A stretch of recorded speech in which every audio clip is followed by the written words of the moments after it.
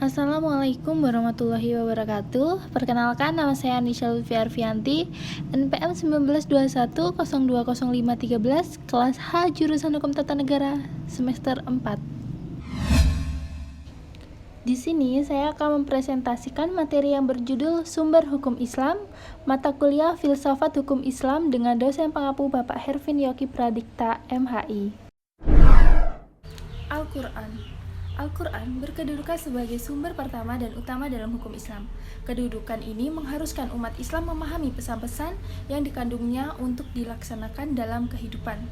Hal tersebut juga diperlukan sebagai upaya mengatur perilaku manusia, baik yang berhubungan dengan manusia ataupun makhluk yang lainnya secara horizontal.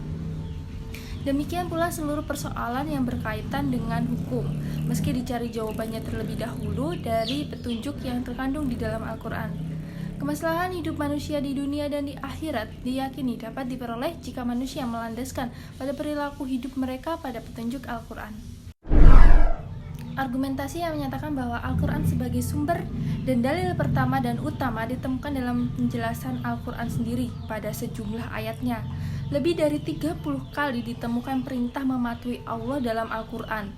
Bahkan meninggalkan aturan yang disebutkan Al-Quran akan membawa akibat meningkatnya kejahatan yang dilakukan manusia.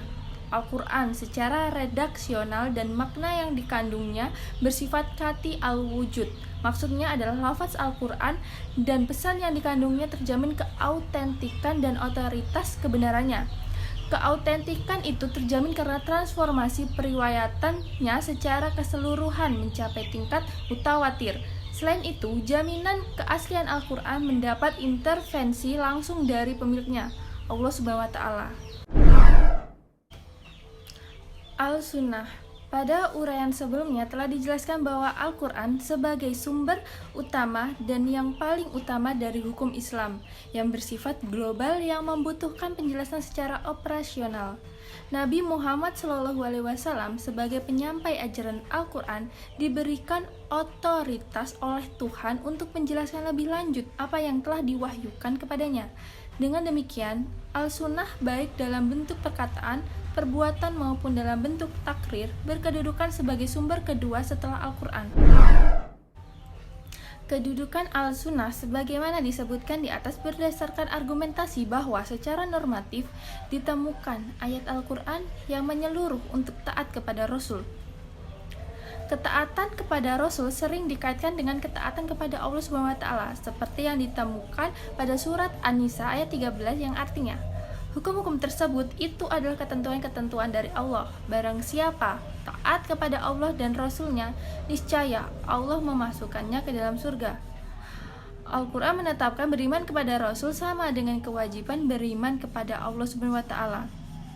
Disebutkan dalam surat Al-A'raf ayat 158, penegasan Al-Quran juga menyebutkan bahwa perbuatan Rasul berdasarkan wahyu yang diturunkan kepadanya, seperti yang disebutkan dalam surat Al-Najm ayat 3 yang artinya, dan tidaklah diucapkannya itu Al-Quran menurut kemauan hawa nafsunya. Akal dan proyeksi ijtihad. A. Pengertian akal. Akal menurut Al-Quran, lebih khususnya menurut pengertian pra-Islam, yaitu bahwa memerhatikan alam sekitarnya dengan otak, yang dimana otak adalah organ tubuh akal. Artinya, akal itu sendiri terdapat di dalam otak seseorang yang digunakan untuk berpikir, dan berdasarkan pemikiran itu, maka lahirlah suatu ide atau gagasan mengenai suatu masalah yang dipikirkan. Sebagaimana telah kita ketahui bahwa Allah Subhanahu wa Ta'ala menciptakan manusia berbeda berdasarkan akalnya dengan makhluk hidup lainnya seperti hewan dan tumbuhan. Berdasarkan perspektif Islam, peran akal dibagi dua, yaitu 1. Memahami nilai-nilai ajaran agama. Apabila ada doktrin yang kurang jelas, akal akan merumuskan pelaksanaannya. Adapun ketika sebuah doktrin agama memiliki nilai-nilai sosial, akal bertugas menerjemahkan dalam konteks kehidupan kekinian, bukan untuk mengubah doktrin, melainkan menemukan pelaksanaan doktrin. 2. Akal bertugas memilih dan menyeleksi doktrin agama. Terkadang ada doktrin agama yang temporer atau mendaniyah, dan doktrin agama yang selalu kontemporer makiyah. Terkait hal ini, akal bertugas untuk memilih kemungkinan terbaik pelaksanaannya. B. Proyeksi ijtihad. Ijtihad menurut bahasa berarti usaha yang keras dan bersungguh-sungguh. Sedangkan pengertiannya dari segi istilah ijtihad adalah berusaha menetapkan hukum terhadap masalah yang belum ada ketetapan hukumnya dalam Al-Quran dan hadis, yang dilakukan dengan secara cermat dan pemikiran yang murni serta berpedoman pada aturan penetapan hukum yang benar. Rujukan ijtihad tetap pada Al-Quran dan hadis, dalam arti bahwa penetapan hukum ijtihad tidak boleh bertentangan dengan ayat-ayat Allah Subhanahu wa taala atau ajaran Rasulullah Shallallahu alaihi wasallam. Orang-orang yang berijtihad disebut mujtahid. Antara mujtahid yang satu dengan mujtahid yang lainnya dalam menetapkan perkara yang belum ada ketentuan hukumnya dalam Al-Quran mungkin akan berbeda dalam memberikan penetapan hukum. Ada pendapat yang satu benar dan yang lain menjadi salah. Hal ini akan menjadi penilaian yang memengaruhi hukum. Ijtihad menjadi sumber hukum Islam. Yang ketiga, boleh dilakukan oleh siapa saja yang memiliki persyaratan minimal seperti memahami mafhum ayat atau hadis, memiliki atau menguasai ilmu alat seperti nahwu shorof, mengetahui latar belakang suatu ayat atau hadis, luas pemahamannya terhadap pengetahuan Islam, memiliki loyalitas yang tinggi terhadap agama, dan lain-lainnya. Ijtihad diterapkan dengan berbagai cara, antara lain ijma dan qiyas. Ijma adalah kesepakatan para mujtahid pada suatu masa setelah Rasulullah wafat terhadap suatu masalah.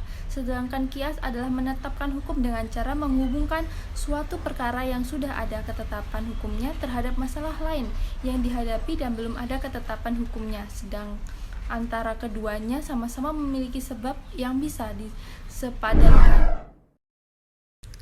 Terima kasih sudah menonton video presentasi dari saya. Semoga video presentasi ini bermanfaat bagi kita semua. Saya akhiri, wabillahi taufiq wal hidayah. Wassalamualaikum warahmatullahi wabarakatuh.